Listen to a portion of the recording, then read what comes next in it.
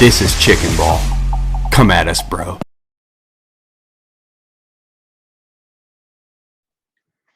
Welcome back to Chicken Ball, the worst pod on the internet. Pretty shitty day to be a Spurs fan as well. But silver lining is it is not just Spurs fans today. We are really glad to welcome, a first-time guest. Certainly it's not a first time interacting, but someone who's becoming a buddy of mine from the Football Fish Pod, Ross McCluskey, United fan. Ross, how you doing? I'm good. Well, I'm just slightly better than you are today. yeah, without question. Yeah, we are both very much on opposite sides of the emotional aisle, I think, right now.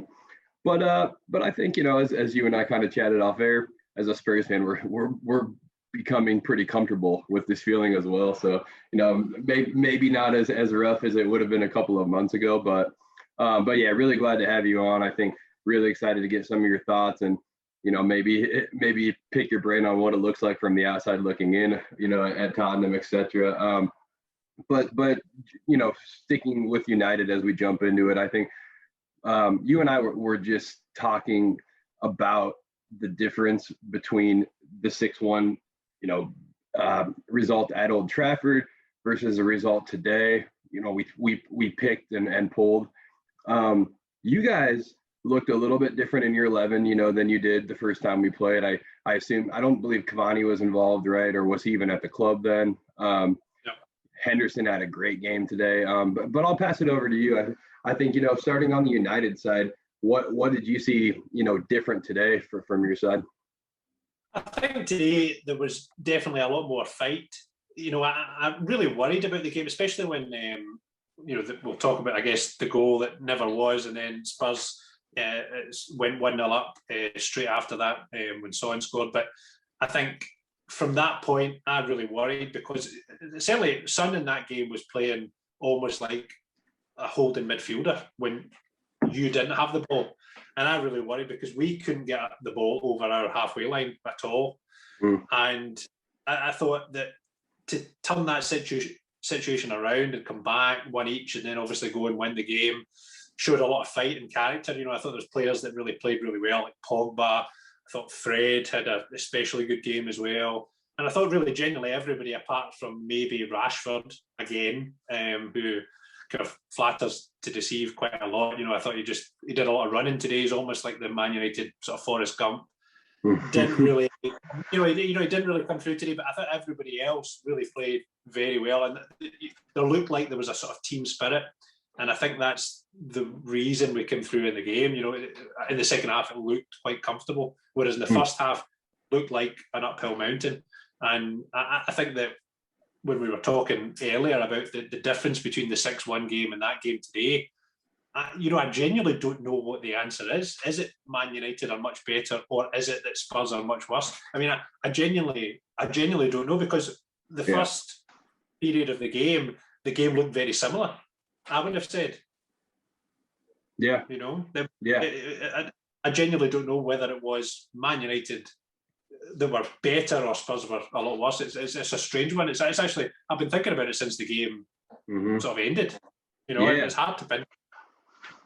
Yeah, it's tough to wrap your head around. I think there's a little bit of everything that goes into it. I think from my side, I would ask you, I think that Ole Gunnar Solskjaer has come a long way this season, and he's really starting to impress me. Now, granted, I'm looking from the outside in, but the way he's setting up, he seems to be getting a lot more out of his team than he did, even earlier this season. But something seems to have clicked with him, and I think, where people used to question, is he ready for this job? I don't think anyone's asking that question anymore. So I think that does have something to do with it. I don't know how you feel. Yeah, I mean, I think tactically I still worry about him slightly, because I think in certain situations in games, we've seen it obviously in all the semi-finals we've reached and not progressed. And in big games, he does sometimes struggle in the same way in some other big games he obviously does very well.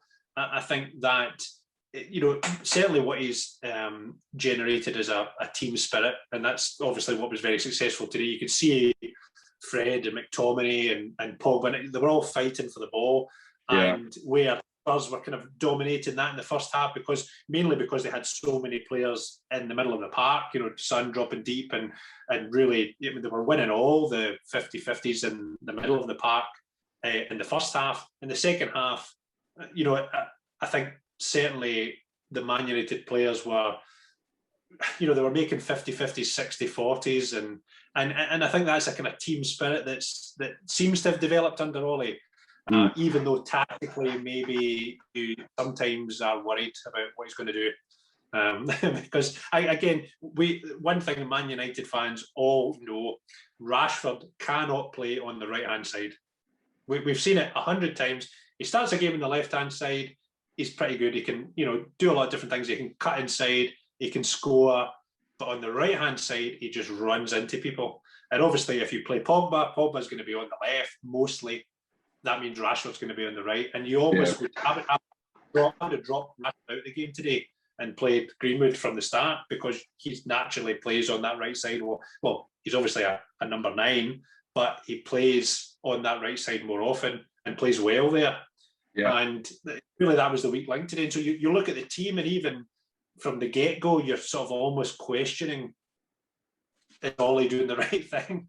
Sure. And I think that will always be the case. Even though we won today, I think that from the start, you're worried that Ollie is just not quite, he's just playing his favourites.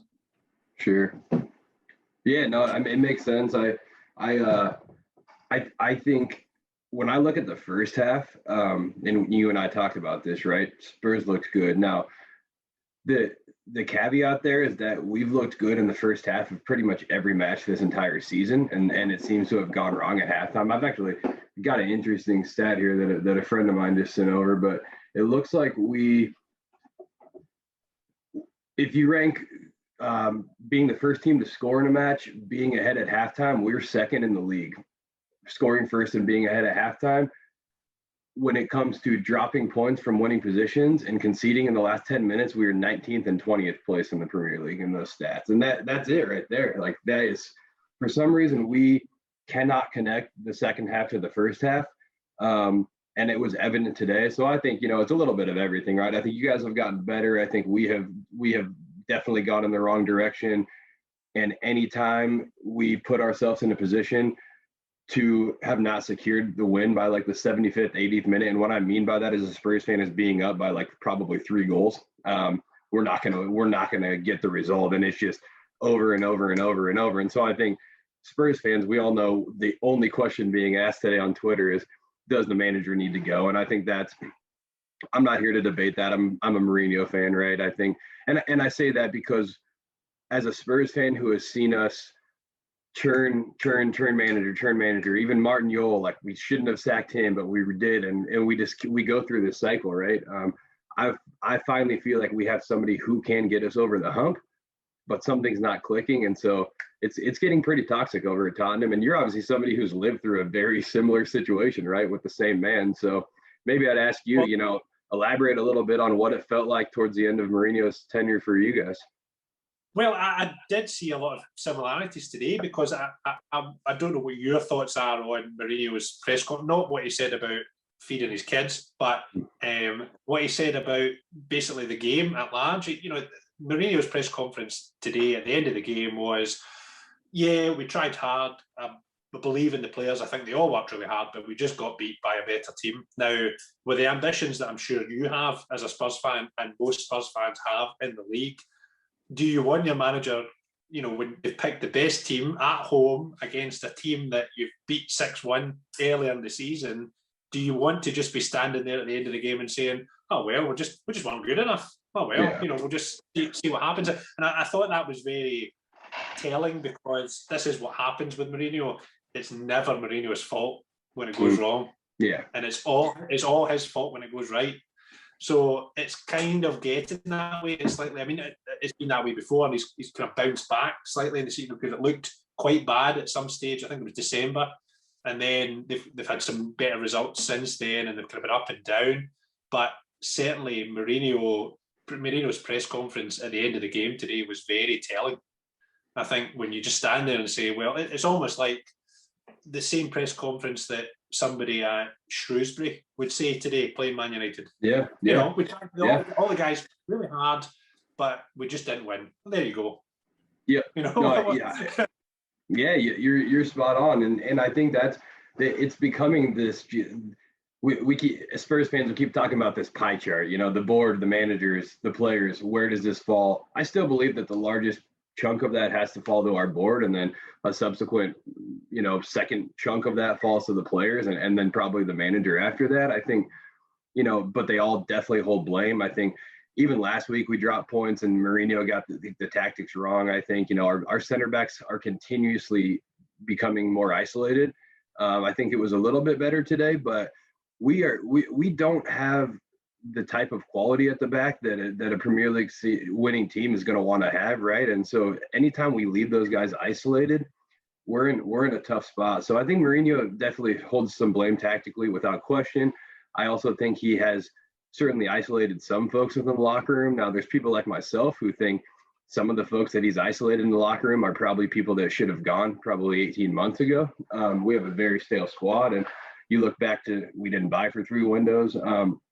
So some of this, I think, like, for example, people are really upset about the fact that he brought Sissoko on for Giovanni Lo Celso.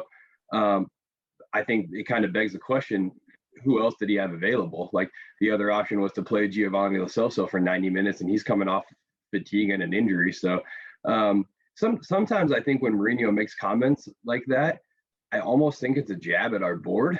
You know, our players aren't good enough, same coach, different players, blah, blah, blah. Now, very polarizing comments. I'll never argue that, right? But I think we all know, too, when we hired him, that he's a very polarizing person that was going to divide opinions, going to phase out and you know, push out players he didn't think that were going to benefit him, and then he'll win a couple titles and then it all goes to shit and he leaves, you know. So it's a very common thing. Unfortunately, we're just probably not going to get the couple of titles that he would have gotten, you know, at this point in other jobs.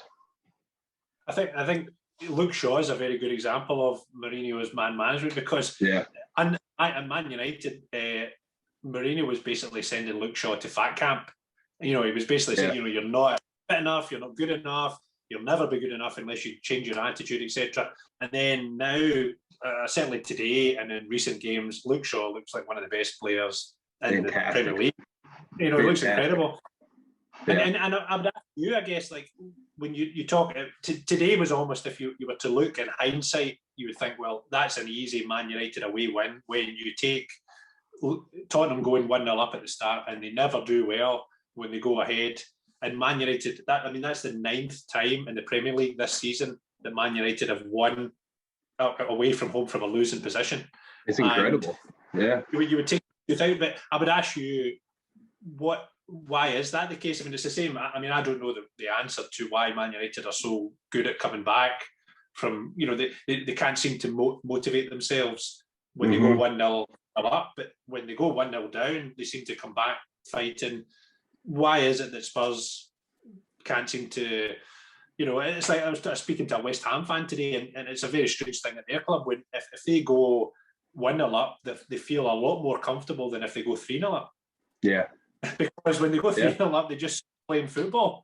Yeah. Even today, they won the game 3-2, but, you know, that was 3-2. They went 3-0 up, and they nearly drew the game. Close, yeah.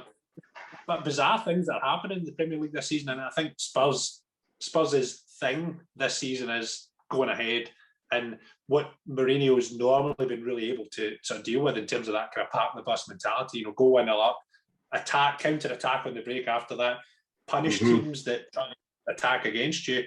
He's not seemed to be able to make that work at Spurs this season. Strange. Yeah, it is, and I think, I'm glad you bring that up, because Mourinho, I kind of lost my train of thought there for a second. So at Spurs, we have had a long-standing issue with folding under pressure. I mean, Spursy, whatever, we all know that, Dr. Tottenham, blah, blah, blah. But I think I look back to, with this core group, we lost to Juventus in the round of 16 in like 90 seconds. We conceded 2 goals in 90 seconds. We were almost through, crumbled.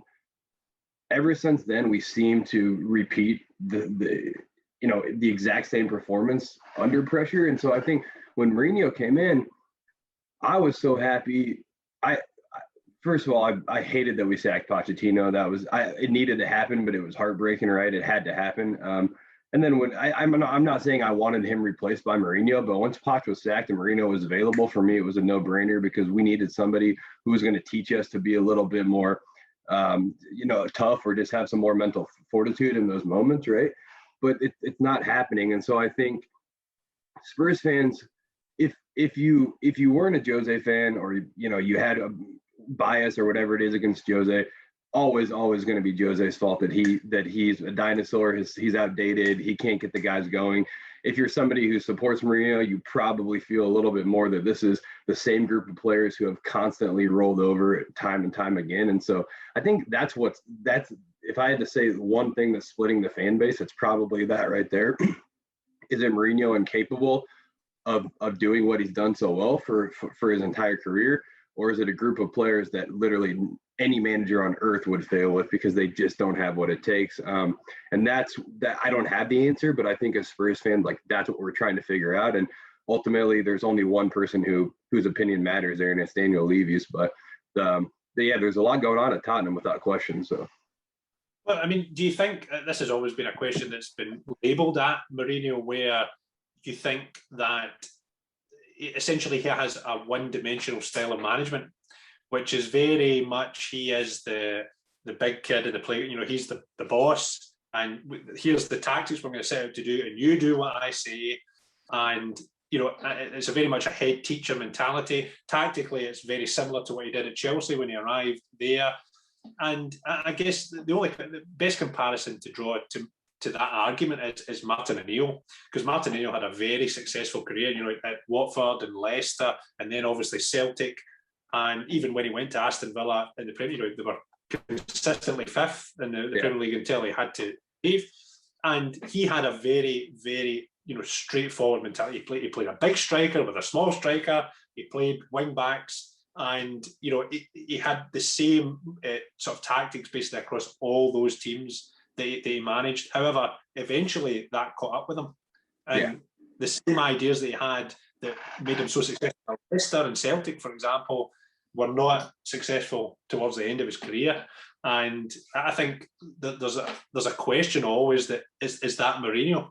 Is that what's happening to Mourinho? Because when he came to the Premier League with Chelsea, he basically brought a new version of football that people like Alex Ferguson had to deal with if they wanted to be successful again. That 4-3-3 football, and you know, having wing backs that pushed up, and basically focusing on the physical side of football with every single member of the back four, you know, 6 foot plus, all about free kicks, etc. That essentially Mourinho's philosophy in football is that all high level football games are tactically very tight, and really what you need to make sure you do is have the bit of magic in set pieces or free kicks, etc., that will make the difference. And in some forms, I think you maybe think that's potentially outdated now. Yeah, it's a very, very good question.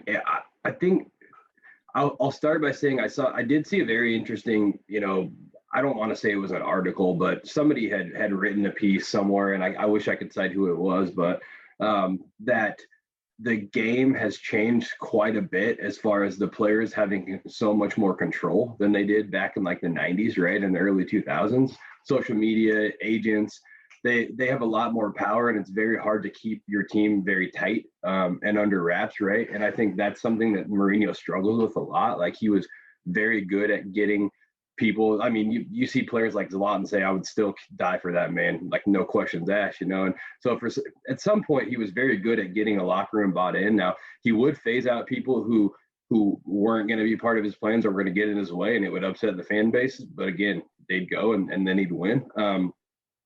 But I think he's struggling, and I do think that this article is onto something, that he's struggling with the current footballer and just the way that the game has changed from, again, the players having a little bit more control and power of the things that happen in the press. And I also think, like you said, the game is more fluid now. And as much as I think we Tottenham have to play a low block because we just aren't good enough at defending, we have to defend as a unit, right? I still see it every single time that we drop points that you do open those doors for last minute equalizers when you have a one style approach to your tactics, like you just said. So I think you're onto something there without question. People start to figure him out. And with Tottenham, all you have to do right now is shut down Harry Kane and Heung-min Son, and you're fine. Like no one else is going to put goals on the board. Bale was for a little bit, but I think you're very much onto something that his I guess singular tactical approach to the game is probably fizzling out a little bit. And as much as I hate saying that, seems to be becoming more and more obvious with every match that we play. Yeah, and I guess the result today is obviously good for Man United, and it's been probably more than it's good for Man United. It's much worse, I think, for Tottenham because of the obviously the race for the top four. Mm-hmm. And do you think that obviously that all I read today ahead of the game was all about what's Kane going to do if Tottenham fail to reach the top four?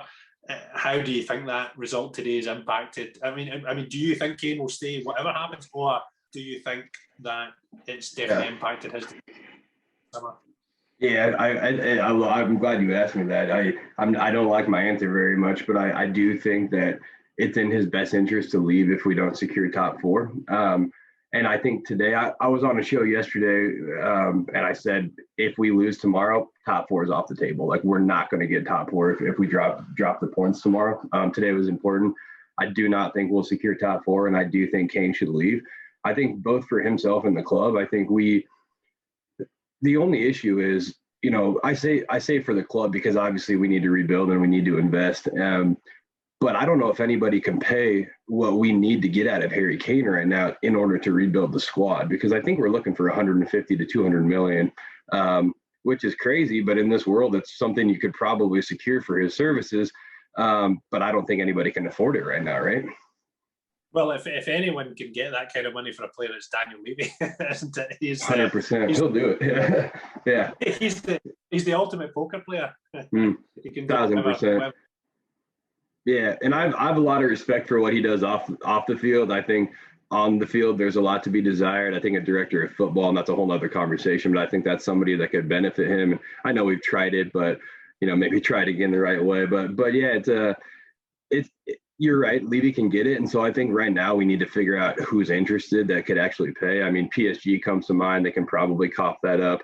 Maybe one of the clubs up in Manchester, exactly. You read my mind. Like, I think you guys, he would fit really well at either Manchester club right now, in my opinion. Seeing him, flanked by Sterling and De Bruyne or whoever would be pretty dangerous. But I also think him kind of just plugging in where Cavani's been for you guys this season would be really astute.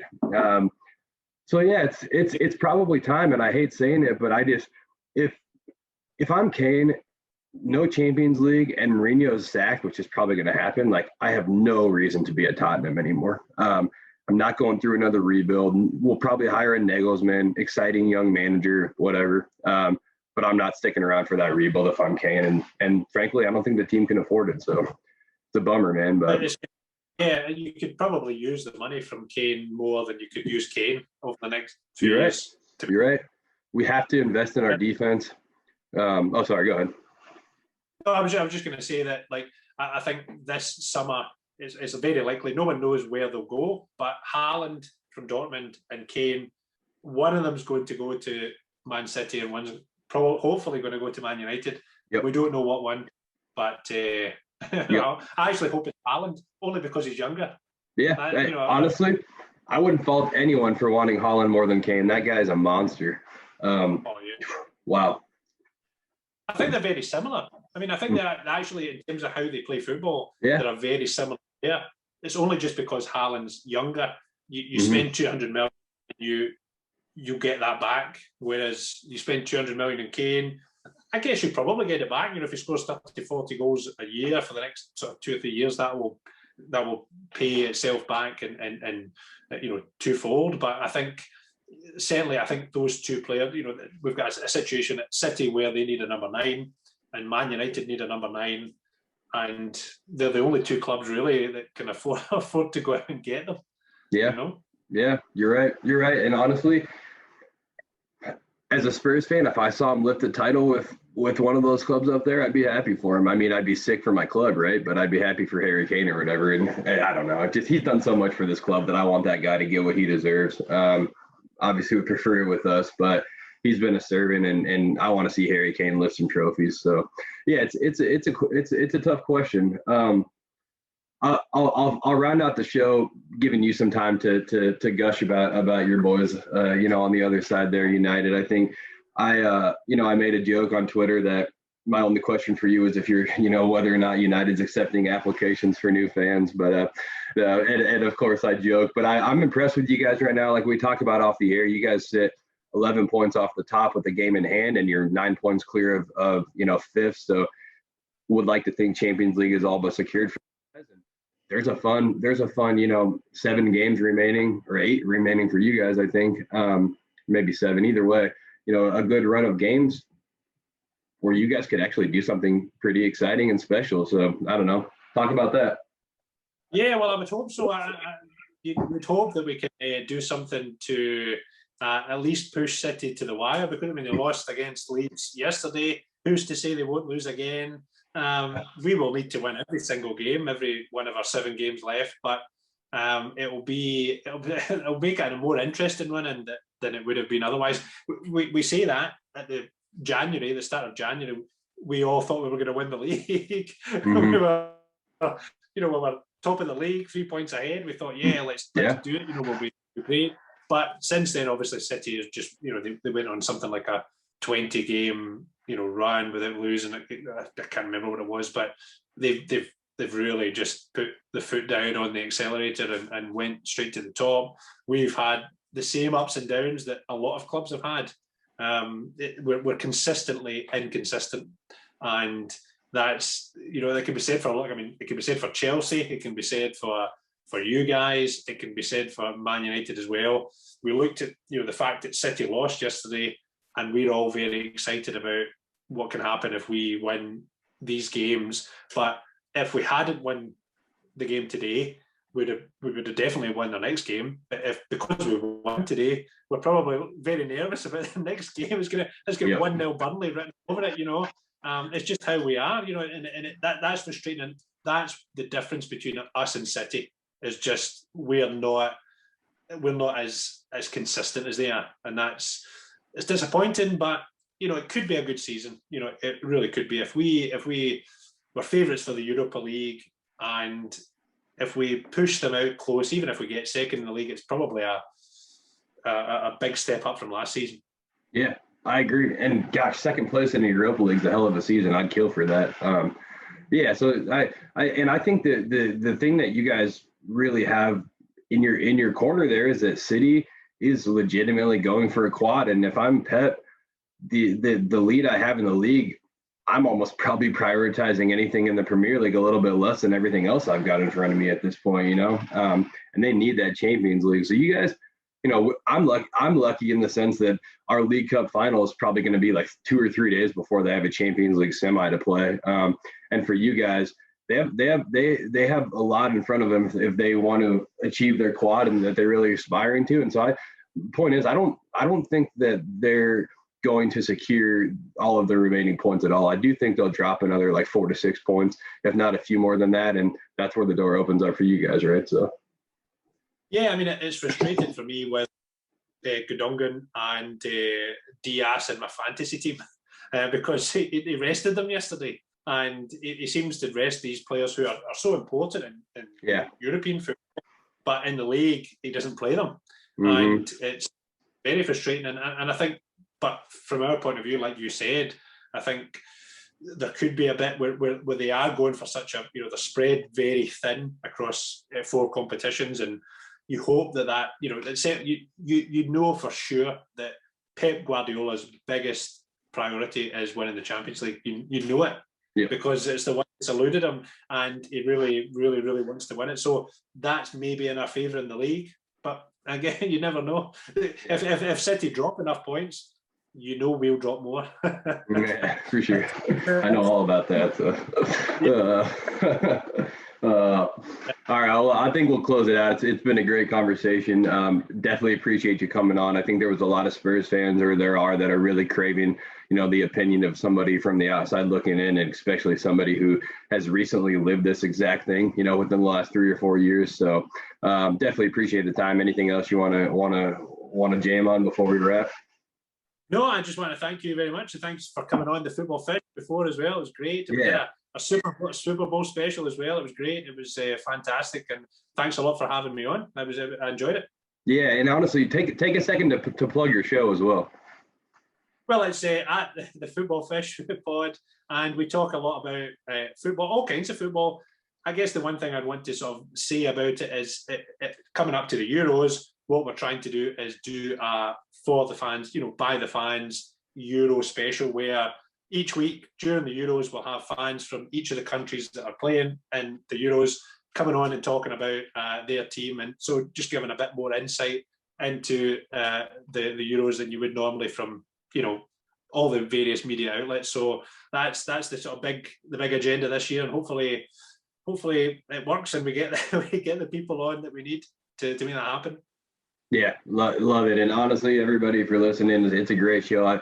Like Ross said, I've been on it a couple times, always enjoyed, and that Euro thing sound cool. So make sure you follow and reach out to Ross if you would like to join the show. It sounds like, to talk about, your respective country. But yeah, fantastic. Again, thanks for the time. I would normally say, come on, you Spurs, but I don't even have the heart to do that. So, we'll say up the football and, talk to everybody soon. Thanks. Cheers.